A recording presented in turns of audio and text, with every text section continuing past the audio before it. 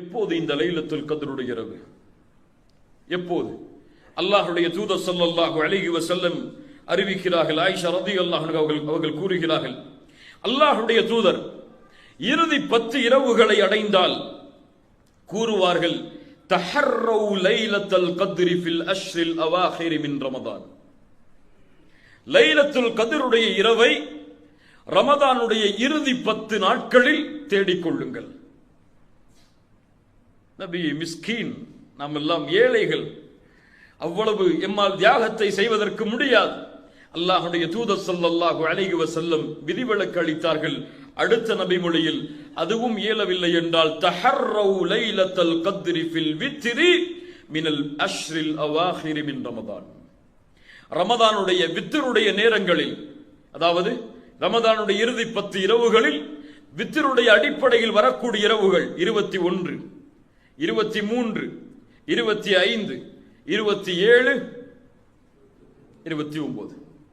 இந்த 5 இரவுகளில் ஓர் இரவில்தான் அல்லாஹ் பொக்கிஷமாக ஆக்கி வைத்திருக்கக்கூடிய இரவின் கிரீடமாகிய லைலத்துல் கத்ர் இருக்கிறது.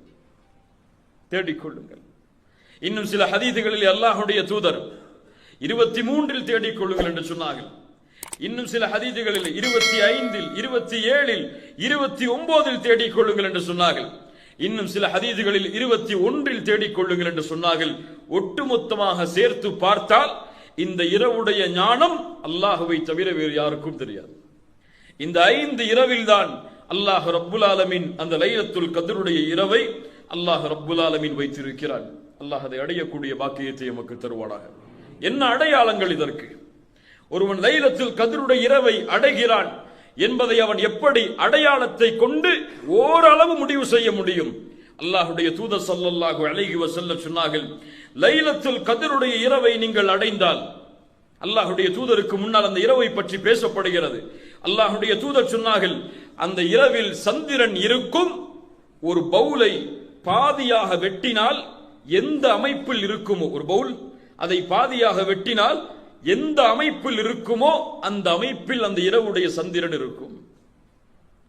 அல்லாஹ்வுடைய தூதர் ஸல்லல்லாஹு அலைஹி வஸல்லம் சொன்னார்கள், லைலத்துல் கத்ர், அந்த லைலத்துல் கத்ருடைய இரவு லேசான ஒரு இரவாக இருக்கும். வெளிச்சம் சூழ்ந்த முழுவதுமான வெளிச்சமான ஒரு இரவாக இருக்கும்.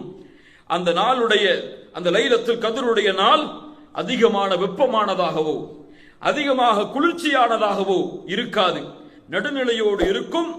அந்த நேரத்திலே சூரியனுடைய, காலை நேரத்தின் சூரியனுடைய அந்த சிகப்பு நிறம் கொஞ்சம் கம்மியாக இருக்கும் என்று அல்லாஹ்வுடைய தூதர் ஸல்லல்லாஹு அலைஹி வஸல்லம் அவர்கள் சொன்னார்கள். மேலும் அல்லாஹ்வுடைய தூதர் ஸல்லல்லாஹு அலைஹி வஸல்லம் சொன்னார்கள், லைலத்துல் கத்ருடைய இரவில் உதிக்கக்கூடிய சூரியனுக்கு கதிர்கள் இருக்காது. சூரியனுக்கு கதிர்கள் இருக்காது. இந்த அடையாளங்கள் தான் அல்லாஹ்வுடைய தூதர் ஸல்லல்லாஹு அலைஹி வஸல்லம் சஹீஹான அடிப்படையில் இன்னும் சில அடையாளங்களை சொன்னார்கள்.